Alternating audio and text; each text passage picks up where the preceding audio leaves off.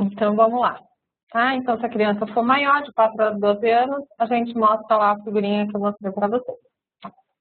Aí tem a transcrição também. A prova de fluência, a gente vai transcrever lá aquele trecho que a criança falou, a gente vai contar as 200 sílabas, porque é uma padronização para ficar mais fácil aí quando a gente fazer uma análise para ver se está adequado ou não. Então, se a gente tem um evento de disfluência, a gente vai marcar em negrito, né? A gente vai deixar ali destacado dos eventos que não são disfluentes. Se o segmento que a criança falou foi ininteligível, eu não consegui entender, eu vou colocar aí esses tiozinhos, né? A Andrade padronizou como 8, um seguido do outro, para dizer que naquele trecho eu não consegui entender que palavra era aquela. Se você tem que interromper para estimular que a criança atinja essas 200 sílabas, então você marca que naquele momento houve uma introdução do terapeuta, você não vai transcrever a fala do terapeuta, na verdade você só vai destacar que naquele momento houve uma troca de turno, naquele momento a criança ela precisou ser estimulada. Se houve uma hesitação, né, de iniciar, então eu marco aí o joguinho da velha. Se é uma pausa prolongada, então não houve interrupção do terapeuta, não é um segmento televisível, mas a criança ainda está lá pensando, ela fez uma pausa durante a fala, eu coloco aí os tracinhos para identificar que é a pausa. Se é um bloqueio, eu coloco aí a barrinha, né, para identificar que naquele fonema está bloqueado, né? Então eu coloco, por exemplo, ela faz o passo, então eu coloco o fonema e a barrinha para dizer que ali ela fez um bloqueio. Se é um prolongamento, logo após a sílaba, por exemplo, ela vai falar sapato, né? Ela fez sapato. Então, ela prolongou esse S, então eu coloco o S e o tracinho embaixo para dizer que ela está prolongando esse som. E se é uma intrusão na palavra, né? Então, eu coloco aí entre barras a intrusão que ela fez, né? Então se ela faz para mim capacete, ela faz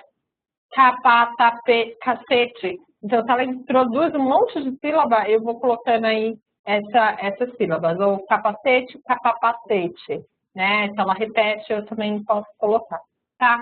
Por que é importante eu transcrever? É um dado formal, é um dado concreto que a gente tem para nossa análise. Então, eu não fico só escutando o que a criança está falando, ou mesmo essa avaliação de fluência, esse tipo de transcrição a gente faz para adultos, mas eu tenho algo visual que eu possa mostrar para esse indivíduo. Então, a gente teve, né, as meninas de 2012, a supervisão de casos, a gente teve um caso de um adulto com disfluência, né? Então, eu consigo mostrar para ele, explicar para ele, olha, dentro dessas 200 sílabas, a sua fala está dessa forma.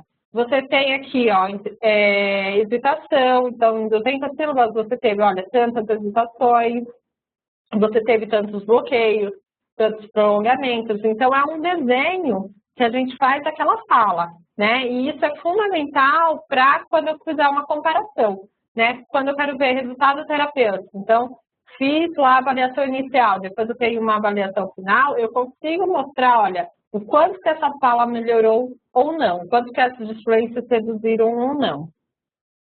Então, a Andrade, ela separa em disfluências comuns, que são aquelas que estão presentes na fala de qualquer pessoa, né? Ocorre por causa de diferentes acontecimentos, mas eles ocorrem, né? Ou as disfluências gagas, não são esperadas numa fala normal, mas que, né, para o indivíduo que tem a gagueira, eles acabam sendo mais, eles acabam sendo evidentes, eles acabam sendo presentes aí nessa fala. Como disfluências comuns, a Cláudia ela coloca as hesitações, as interjeições, as revisões, as palavras não terminadas, as repetições de segmentos e repetições de frases. Não quer dizer que o indivíduo gago que tenha muita hesitação será normal. Então, a Cláudia ela também vai colocar aí qual é a porcentagem de rupturas na fala que seria adequado ou não, tá? Então, mas que normalmente essas disfluências, elas ocorrem com todo mundo. Agora, as disfluências gagas, elas acabam sendo características do indivíduo que tem, sim, uma gagueira. Então, pode ser apresente duas ou mais repetições de sons, ou sílabas, ou palavras. Então, ela vai fazer um pato, ela vai falar sabia que eu sei ir para a escola sozinho, prolongamentos, então quando faz o sapato, né, isso já não é uma disfluência esperada numa fala normal, um bloqueio em si, né, então bola, né, então já não é tão esperada, as pausas e as intrusões de sons, tá? Por que é importante eu fazer essa diferenciação? Eu falei para vocês que em alguns casos não de gagueira é interessante a gente aplicar prova de fluência. Então, aquelas crianças que eu atendi que tinham um déficit intelectual, elas tinham muitas hesitações, elas tinham muitas repetições, segmentos, palavras não terminadas, e elas não apresentavam essas fluências gagas. Então, eu tinha, né, uma alteração na prova de fluência, né, mas com uma tipologia que não era de fluência gaga. Então, eu não caracterizava essa criança como gagueira, porque, na verdade, ela não tinha uma gagueira, mas ela tinha uma disfluência, tá? Isso a gente pode usar na nossa clínica, isso a gente pode usar com os nossos pacientes para ver como é que essa comunicação está efetiva e pode usar também para mostrar para os pais, tá bom? Vai ter uma tabela de percentual de respostas por faixa etária, de 2 a 11 anos, e a gente também tem vários registros. Tá? Então, a gente tem um protocolo de avaliação que vai anotar tudo direitinho. Aqui. Ó, só para mostrar para vocês, a Cláudia, ela faz várias tabelinhas que tem lá as tipologias de ruptura, velocidade de fala, frequência de ruptura, tempo de amostra, em segundos para cada faixa etária. Então, 2 anos, 3 anos, 4 anos, então ela vai dando tudo, ó. 6 anos, 7. Então, é bem legal isso da BFW, principalmente, né, quando a gente vê aí a parte de fluência, porque é bem detalhado mesmo. E tem aqui os protocolos, onde eu vou colocar, né, as tipologias das disfluências, que são comuns ou gagas, a velocidade de fala, então o fluxo de palavras por minuto, o fluxo de sílaba por minuto. Então, eu vou contar lá, né, quantas palavras naquele trecho que eu analisei a criança falou e quanto tempo foi. E aí eu vou fazer uma divisãozinha para saber qual que é a velocidade de fala. Fluxo de sílabas por minuto. Então, eu peguei um trecho de 200 sílabas. Quanto tempo ela gastou para produzir aquelas 200 sílabas? E eu coloco aqui, né? E as frequências de rupturas, porcentagem de continuidade de fala, né? E a porcentagem de disfluências gagas.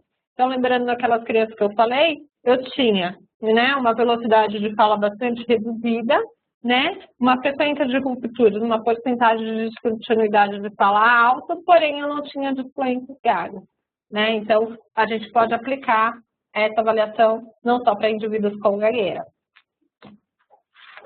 Que mais? E a Cláudia traz também uns gráficozinhos, que é bem legal.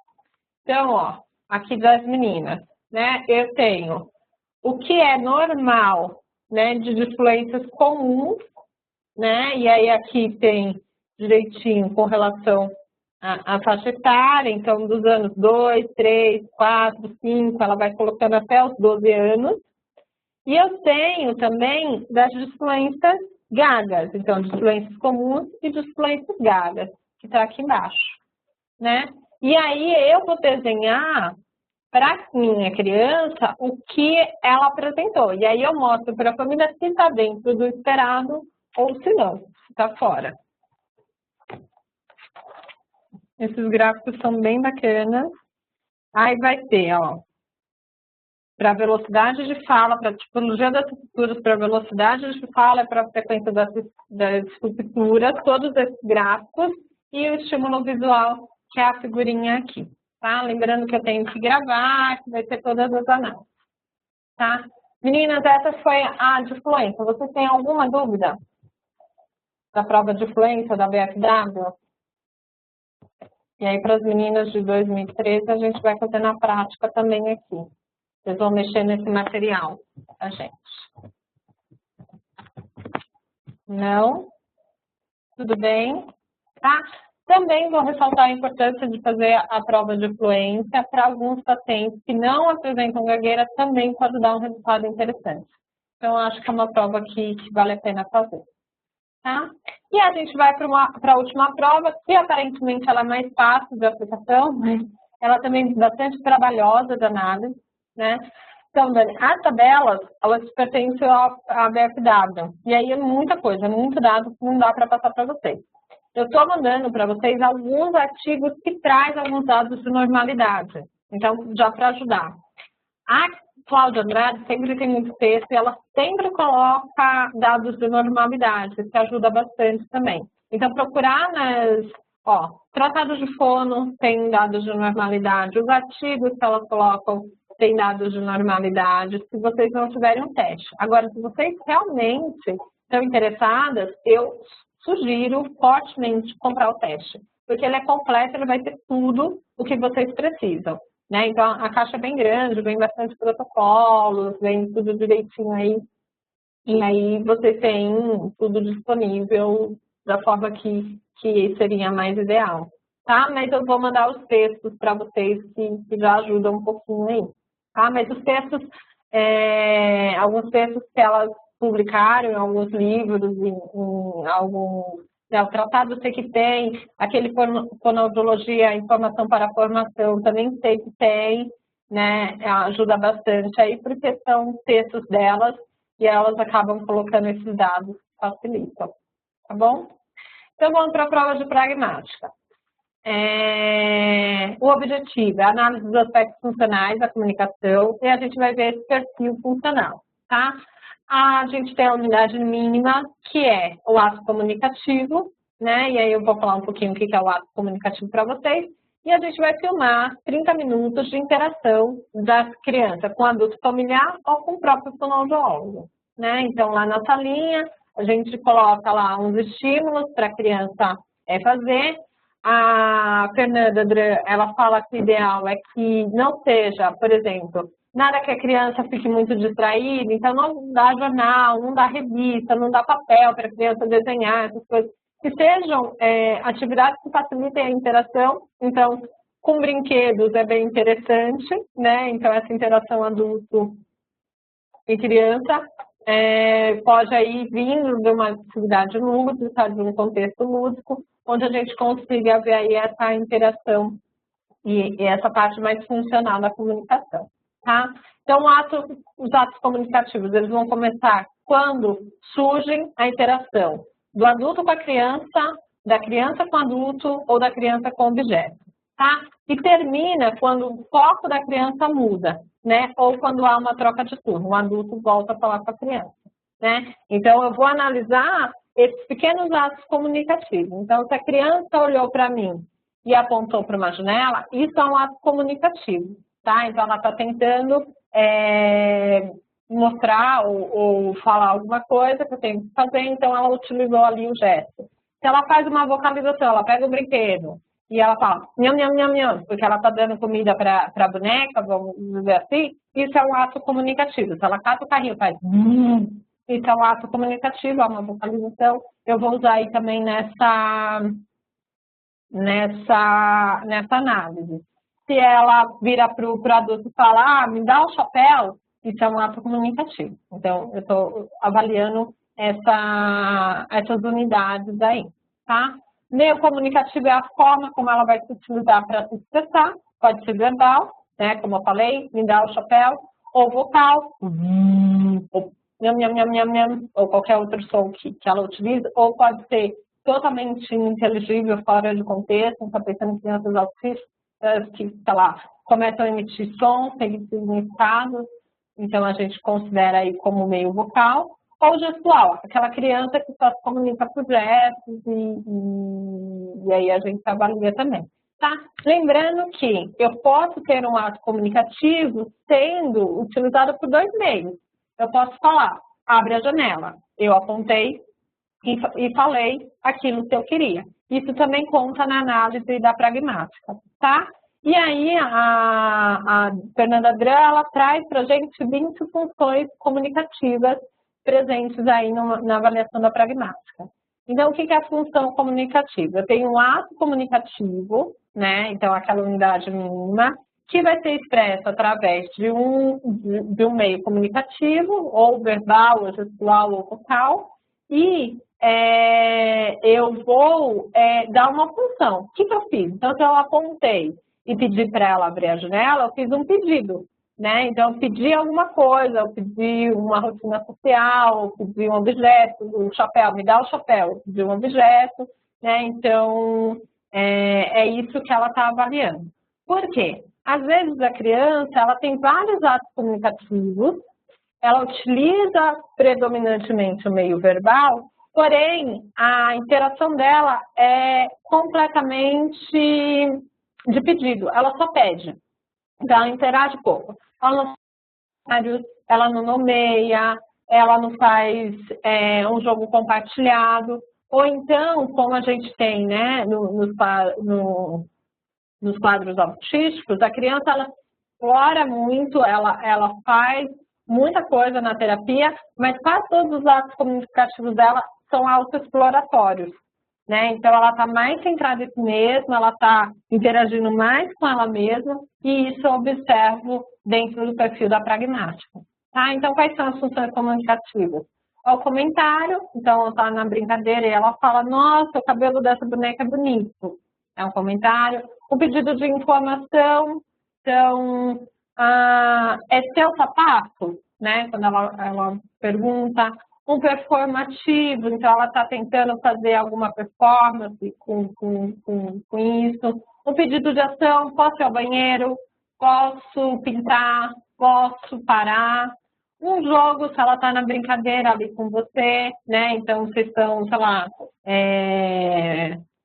com a boneca, aí juntos vocês levam a boneca para passear, os dois bonecos para passear, isso é um jogo.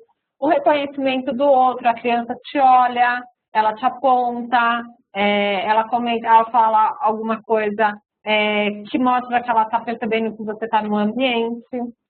Se essa função é exploratória, né, como que ela está interagindo ali com aquele objeto, se ela é exclamativa, né, se ela é muito está relacionada com algum evento ou não, só fala para um objeto que ela viu e ela gostou, né? Se ela é reativa, então de repente acontece alguma coisa na interação e aí essa criança ela responde, ela se assusta, ou ela fica feliz, ou ela, né, o que aconteceu. Se ela é autorregulatória, se a criança está ali interagindo com ela mesma, está se autorregulando.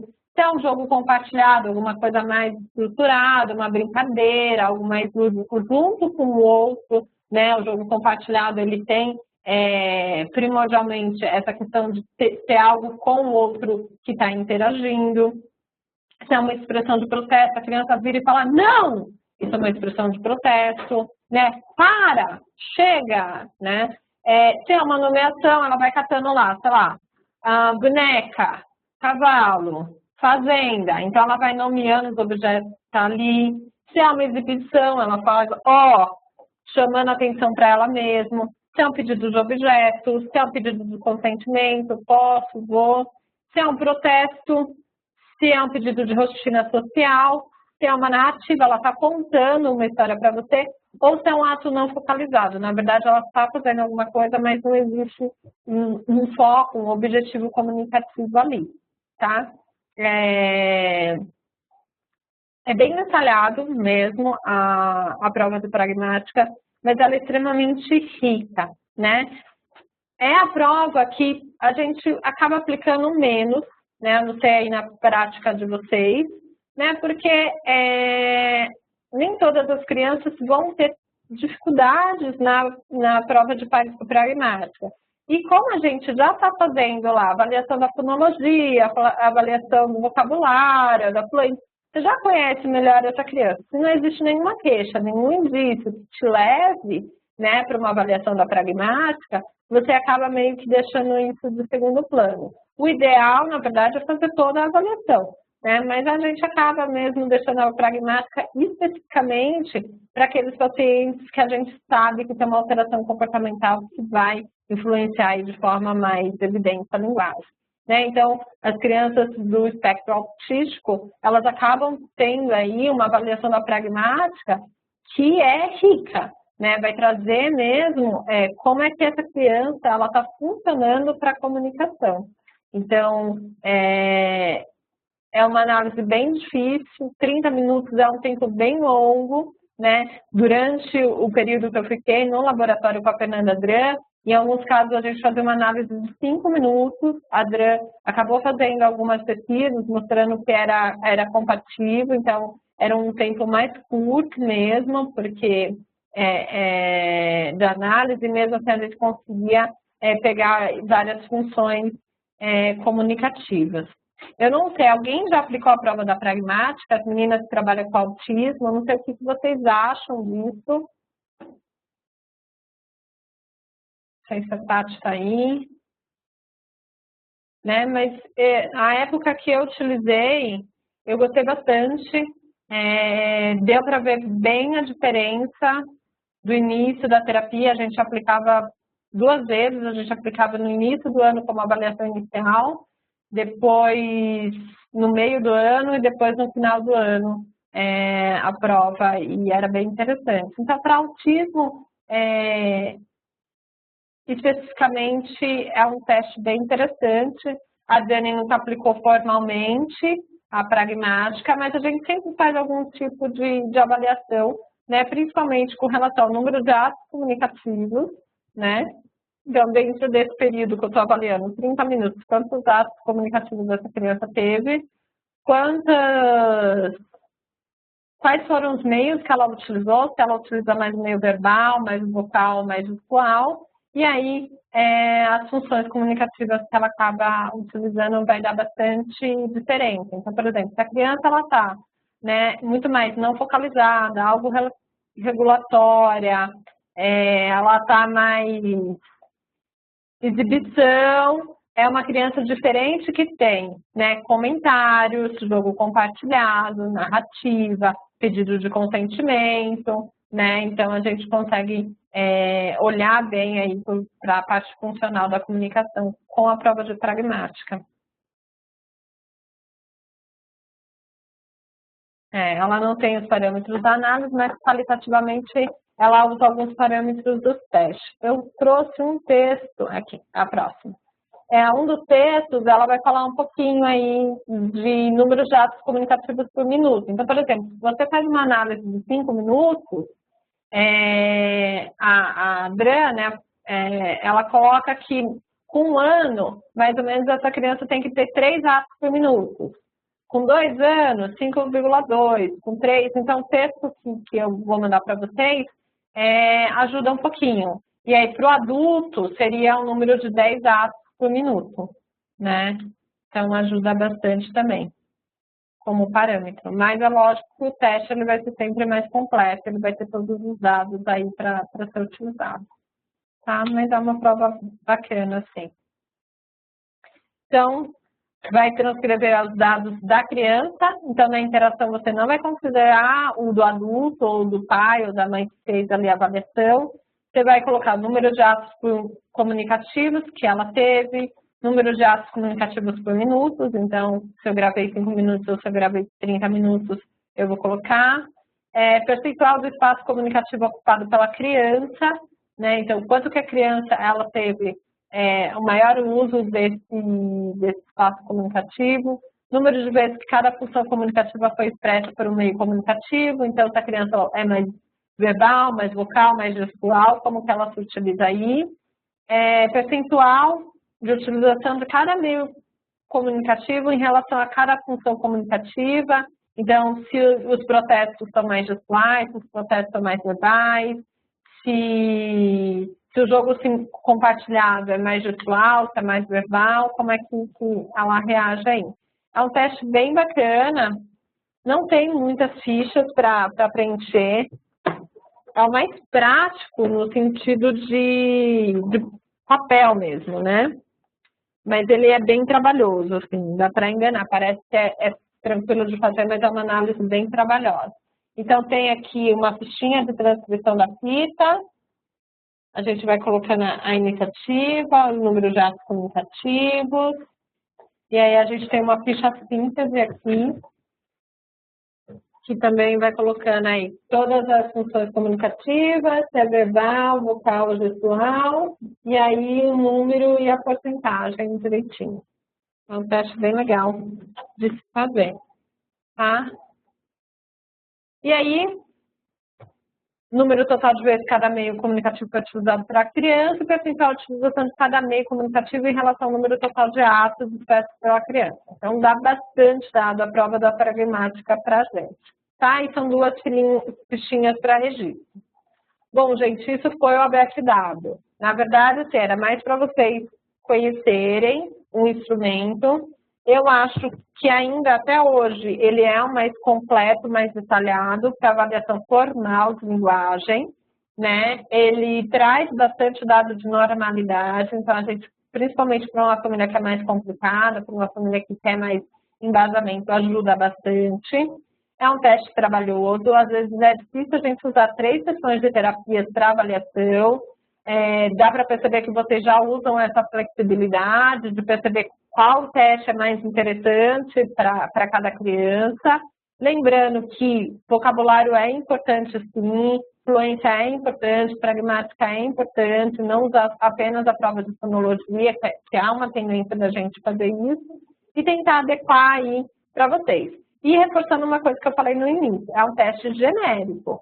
Eu, só com a BFW, não vou conseguir ter um perfil completo para determinadas crianças, né? Vocês viram que não tem avaliação de escrita, então a criança que já está em idade escolar, eu preciso ter avaliações de escrita, eu não tenho nada relacionado à memória verbal, eu não tenho nada relacionado a outros aspectos cognitivos fora da linguagem que são interessantes também de serem avaliados aí. Mas é um teste bastante válido e bastante rico para a clínica fonoaudiológica, ele foi criado para isso, né, e pensando nas crianças falantes do português, brasileiras, né, que também é importante a gente levar em consideração o nosso perfil de normalidade, tá?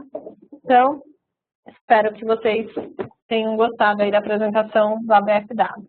O outro teste, que é o teste de adulto, é uma bateria de teste. Então, chama Bateria Montreal de Avaliação da Comunicação. É uma caixinha também, tá? A gente tem aqui. Tem alguns... Ele é dividido em alguns livrinhos. Então, a BFW é um livrinho, esse aqui são vários livrinhos, tá? Para aplicação. Então, ela foi desenvolvida por pesquisadores lá do Canadá e por fonoaudiólogos aqui do Brasil, tá? E o principal foco dela é a avaliação de lesão do hemisfério direito. Por que eu peguei esse teste para mostrar para vocês? Porque são outros aspectos de linguagem que podem ser avaliados, tá? Então, a gente estava falando de coisas muito mais segmentais, muito mais formais, do ponto de vista da linguagem. Vocês vão ver que essa bateria, ela vai pegar outras coisas, ela vai pegar elementos muito mais suprassegmentais da avaliação de linguagem. Existem testes de adultos que são extremamente segmentais, formais, né? E aí a gente pode comentar também na prática, mas esse é interessante quando eu penso, né, nos indivíduos que têm uma demência, que tem uma lesão e que não tem uma alteração de linguagem tão evidente assim, a gente ficar naquela dúvida de como que ele está funcionando, se está indo bem ou não. Para determinadas afasias ele é interessante, para os traumatismos crânioencefálicos, eu gosto bastante desse teste aqui, como uma forma, como um instrumento aí de avaliação, ele é bem bacana mesmo. O objetivo dele é permitir a identificação e a descrição dos problemas de comunicação derivados de uma lesão no hemisfério direito ou de qualquer acometimento neurológico, tá? E vocês vão ver que é um teste para adultos, né? Então, não dá para aplicar para criança e ele não é infantilizado, né? A gente tem que ter cuidado quando a gente vai fazer uma avaliação, uma terapia fonoaudiológica para um adulto, né? A gente não pode infantilizar, a gente não pode exigir menos do que deveria ou deixar esse adulto desconfortável, né? Uma coisa que na clínica a gente observa muito é a família falar, agora ele vai aprender a falar de novo, né? Da mesma forma que né? Os adultos falam, agora eu vou aprender a falar, agora eu vou aprender a cantar, agora eu vou aprender a comer, né? Na verdade, não é aprender de novo, não é o processo que ele passou ali na infância, é um outro processo, né? E aí a gente tem que saber que esse outro processo precisa de dados, de formas melhores para avaliação, tá? Tá. Então, não tem nenhum comentário ali. Então, público-alvo, ele é descrito para indivíduos de 19 a 75 anos, tá? Então, pega uma faixa bem grande aí, tá? Que geralmente é a faixa que a gente acaba recebendo dentro da terapia fonoaudiológica.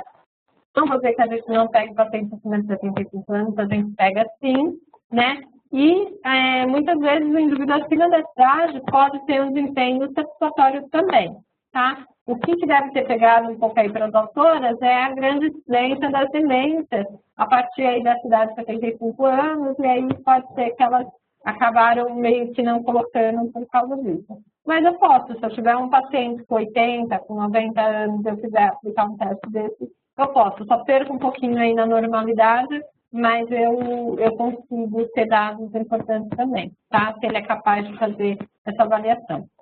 O que essa bateria vai avaliar? Né? O discurso, então, o processamento discursivo desse adulto, o processamento pragmático, o processamento léxico-semântico e o prosódico. Né? Então, vocês vão ver que vai estar muito mais relacionado à comunicação em si, né? E como essa comunicação ela funciona no cotidiano desse indivíduo adulto após uma lesão cerebral ou alguma doença que está em curso, está em evolução. Então, tem 14 tarefas, é um teste longo, é trabalhoso, dependendo dos pacientes, é muito cansativo, né? As autoras colocaram como 1 hora e 30 minutos, que é feito por volta de 2 sessões, mas eu creio que dá um pouquinho mais disso conhecendo os pacientes idosos, né? Principalmente os mais idosos. Então, a gente tem que ter um cuidado de não sobrecarregar esse indivíduo, de não cansar, porque aí sim o desempenho vai ser pior, né? Então, ter esse tato, né, de até onde vai, tá bom, aqui, para, descansa, é importante. Né, a Paula já usou essa bacteria para avaliação da afasia. Né, ela é interessante. É lógico que ela é interessante quando eu tenho um indivíduo que é fluente, né, o indivíduo que consegue se comunicar melhor. Se esse indivíduo, ele tem muita dificuldade, né, na expressão, às vezes eu não consigo chegar a algumas conclusões, mas eu consigo pegar bastante, né, a parte de compreensão também, a compreensão do discurso, a compreensão semântica ajuda bastante, tá? Alguém mais já aplicou esse teste? Já viu? Eu sei que a Profono acabou de lançar também uma versão reduzida dele, que é bem interessante também. Principalmente quando eu penso nos idosos. Então, eu vou com bastante cuidado. Esse é o tipo de teste que eu dou uma separada. Eu vejo o que é interessante eu avaliar para cada indivíduo. Então, ele vem um livro com os estímulos também, que é um livrinho maior, que a gente vai apresentar para o indivíduo. Aí eu vou mostrando para vocês. Então, vamos lá. O que esse teste vai falar? Tá? Então, são as 14 tarefas. A primeira tarefa é um questionário sobre a consciência das dificuldades. Então, já começa um pouco difícil, né? Porque eu quero saber, né, o quanto que o indivíduo ele é consciente das dificuldades dele. Né? Então, tem que ser um indivíduo que consiga colaborar mesmo. Tá? Então, numa demência muito avançada, eu já perco aí essa possibilidade. Então, é o seguinte, né? Vem aqui um livro de registro e cada tarefa tem o seu espaço nesse livro de registro, né? Para cada paciente, eu vou ter uma cópia desse livro de registro e aí eu vou colocar. Né? A Paula também não conseguiu usar completo devido às dificuldades do paciente. Eu dou uma boa selecionada nesse teste mesmo, tá? Ajuda também que ele traz uma triagem inicial, tá? Só para vocês verem aqui. E aí, essa triagem, a gente vai perguntar, né, ou para o indivíduo ou para o familiar, né, amigo, cuidador, e aí vai ver como é que está o perfil comunicativo, né? Então, por exemplo, você notou alguma mudança na maneira de comunicar após o evento, se foi um tumor, se foi um derrame, se foi um trauma? Se sim, o que você observou? Então, a pessoa vai dizer o que observou de diferente. Comparando, né, com ele, o que aconteceu agora antes e depois, você observa que agora ele procura por palavras? Sim, não, se sim, o quê? Se demonstra consciência quando utiliza uma palavra errada?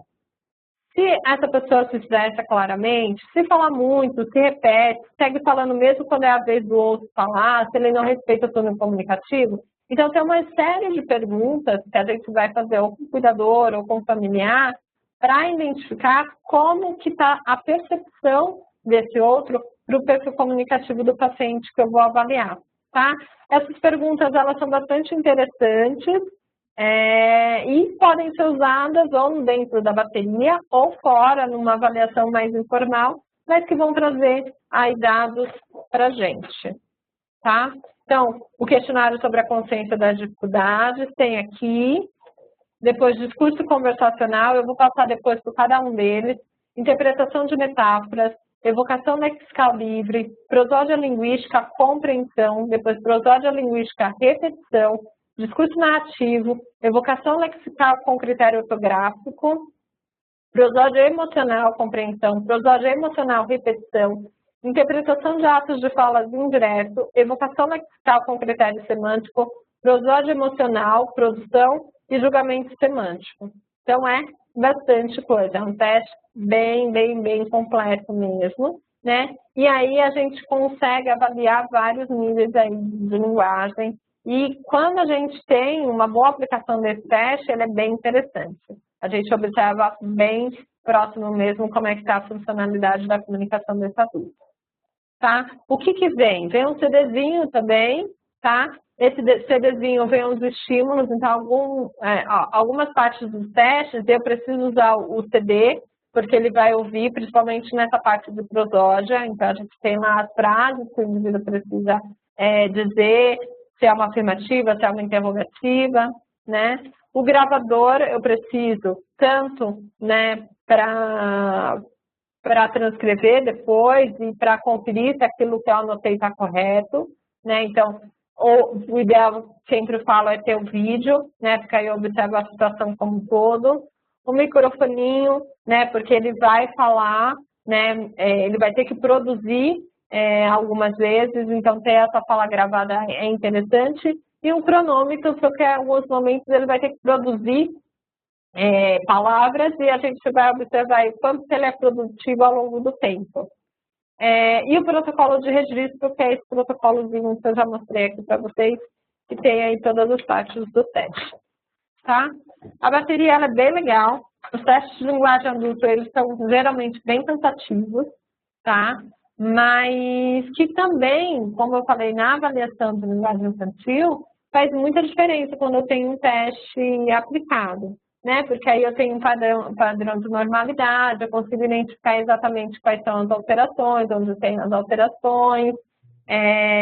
Eu não preciso, né, que nem a Paula faz, aplicar o teste por completo, mas escolher determinadas áreas que são mais interessantes ajuda melhor aí no processo de diagnóstico, dependendo de cada caso, né? Deixar de fazer um teste porque ele é muito longo, aí eu já não acho interessante. Então, você pode escolher determinadas partes para priorizar aí. Tarefas. Então, vamos começar. São 14 tarefas que ele vai avaliar. O questionário sobre a consciência das dificuldades. Ela vai avaliar o quanto que esse indivíduo conhece as dificuldades que ele tem e o impacto. São 7 questões fechadas que ele vai dizer sim ou não. Então, por exemplo, você tem dificuldade de comunicar com os outros na maioria das vezes? Aí ele vai ter que dizer se sim ou se não. Se tiver algum comentário, tem um espaçozinho para comentário. Tá? Uma outra pergunta é, você acha que poderia no presente momento voltar ao trabalho? E aí ele vai dizer se sim ou se não. Tá? Então, essa parte do teste é só para ver o impacto mesmo. Aí a gente vai para a parte de discurso conversacional. né? A gente vai observar as habilidades de comunicação verbal, expressivas e receptivas. O que eu vou propor para esse indivíduo? Eu vou começar a interagir com ele, vou entrar em algum assunto, né? E aí eu vou propor o gancho, eu vou dar um gancho para ele entrar em algum assunto. Então, as autoras, elas falam para a gente tentar priorizar temas como trabalho, família, lazer, atualidade, evitar aspectos emocionais. Então, fala da sua doença, fala do processo que o senhor esteve no hospital, ou fala do filho que morreu. Então, tomar cuidado com esses assuntos, não preferir esses assuntos, né? Pegar situações mais prazerosas e que possam trazer mais elementos comunicativos, e aí elas priorizam essas 4 áreas aí que poderiam ser, tá? O registro que a gente vai colocar é o comportamento dele. Então, por exemplo, 2 é um comportamento ausente. 1 é um comportamento raro ou pouco observado. Vocês vão entender quando eu falar aqui. 0 é um comportamento frequente ou muito observado. E aí o NO é o não observado. Por quê? Dentro da prova do discurso conversacional, as autoras, elas vão dar para a gente algumas coisas que elas gostariam que aparecessem ou não no teste. Então, por exemplo, 1 é, se durante esse discurso ele procura por palavras, ele começa a contar como que era o trabalho, meu trabalho era interessante, mas eu conhecia pouca gente, e ele está lá procurando pelas palavras, tá? Ou se ele troca a palavra. Então, eu vou colocar, se ele não faz esse comportamento, se esse comportamento é raro, se esse comportamento é frequente, ou se não foi observado, tá? Nada referente a isso, vocês vão ver. Então, por exemplo, se ele se corrige quando troca a palavra, mesma coisa, é uma pergunta. Se expõe suas ideias de forma pouco precisa. Se ele faz comentários inapropriados, inesperados ou não inteligentes. Então, o teste em si vai trazer vários critérios para você avaliar o discurso conversacional, tá? É como se fosse uma análise de fala espontânea, tá?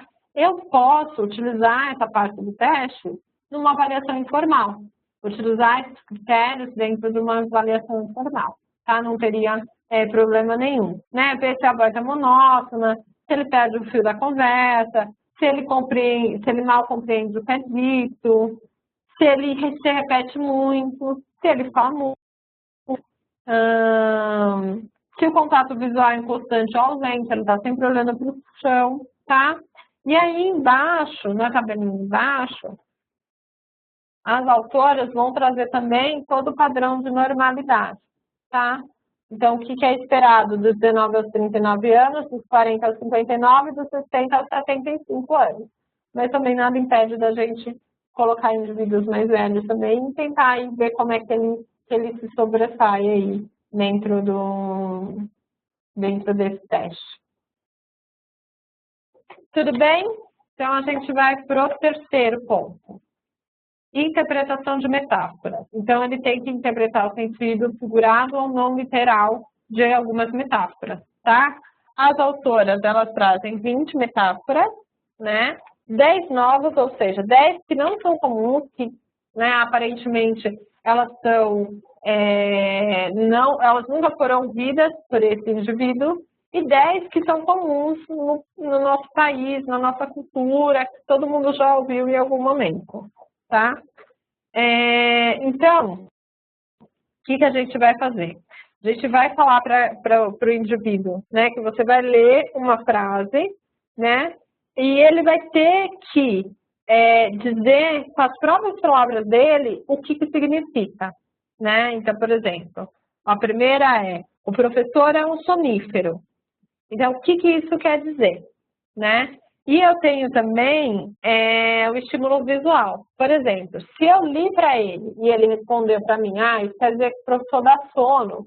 Tá correto, ele fez, eu pontuo como correto. Mas se eu falei para ele, o professor é um sonífero, e ele não conseguiu o significado, eu posso mostrar para ele, né, o que está escrito, o professor é um sonífero, né, e ele responder. Se ele mesmo assim não responder, eu tenho aqui 3 alternativas para ele. Então, a primeira, né? O professor é um remédio, o professor dá sono, o professor fala sobre soníferos. Então, aí, se ele não conseguir sozinho dizer o significado, eu tenho as 3 alternativas para ele, né? Então, eu mostro o estímulo visual e aqui escrito, tá? O ideal é quando ele responde sem necessidade do estímulo visual e aí ele já atinge o que seria adequado. Se ele não atingiu, eu vou marcar aqui também como é que foi que ele acertou, tá? Então, por exemplo, agora, esse é um estímulo novo, né? Agora, o estímulo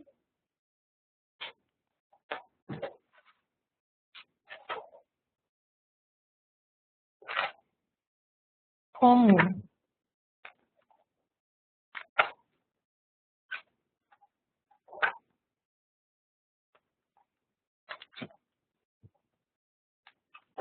Então, o que seria, né, essas idiomáticas? Então, por exemplo, né, este homem joga dinheiro no lixo. E aí eu tenho as 3 alternativas. O lixo deste homem está cheio de dinheiro, o homem gasta inutilmente o seu dinheiro, o homem esconde o seu dinheiro na lata de lixo para economizar, tá? Vocês veem que é uma avaliação para adultos, não dá para aplicar essa avaliação em criança, né? Vai ter paciente que vai descobrir isso aqui super rápido, vai ter paciente que vai ter mais dificuldade. Principalmente essa descompensação, né, do só verbal, do verbal e o visual, e do verbal com as alternativas, né? Às vezes, tendo a alternativa, ele conseguindo ler lá, ele atinge mais fácil, tá? Isso seria interpretação de metáfora. Consigo fazer isso na avaliação informal? Também consigo fazer isso na avaliação informal. O que eu perco? Os dados de normalidade. Mas eu posso ver se meu paciente consegue trabalhar ou não com as metáforas, tá bom? Então, fica aí uma dica para você. Evocação lexical livre. O que quer dizer isso? É a capacidade dele explorar a memória lexicossemântica. Livre por quê? Porque eu não vou dar nenhuma regra para ele com relação ao conteúdo semântico, ele vai ter que falar só de um campo semântico, ou com relação a alguma regra ortográfica, então só palavras com determinada letra, não, ele está livre. A única coisa que ele não vai poder fazer é falar nome de pessoas, números, porque aí não há uma evocação tão adequada da forma que a gente gostaria, tá? Então, a gente vai pedir para ele ficar com os olhos fechados, tá? E eu vou ficar lá 2 minutos e meio, cronometrando, para ver quantas palavras ele vai me dizer, tá bom? E aí eu vou contar dentro dessas palavras as que valeram, porque pode surgir um número, pode surgir um nome ali dentro dessas palavras, e aí eu vou marcar para ele, tá bom? E aí tem a folhinha aqui da evocação lexical livre, tá? Vocês veem que tem os quadradinhos, né? Porque a gente vai avaliar tudo que ele falou em 30 segundos, aí nos outros 30 segundos, nos outros 30 segundos, nos outros, tá? E vai marcar aqui direitinho e tem lá dentro do padrão de normalidade o que seria adequado para esse indivíduo. Também posso fazer uma avaliação informal desse tipo, tá? Às vezes eu não tenho padrão de normalidade, mas, por exemplo, se né, em 2 minutos e meio esse indivíduo fala, sei lá, 3, 4 palavras, não é o adequado. A gente já sabe que essa evocação lexical ela está reduzida, né? Que ele está com uma dificuldade aí de encontrar os vocábulos, de acessar aí essa parte lexical, então isso pode ser trabalhado na terapia, tá? Então, é um teste que a gente também pode fazer. Meninas, 5 minutinhos, aí eu volto para a gente fazer os outros 10 da bateria Montreal, tá bom?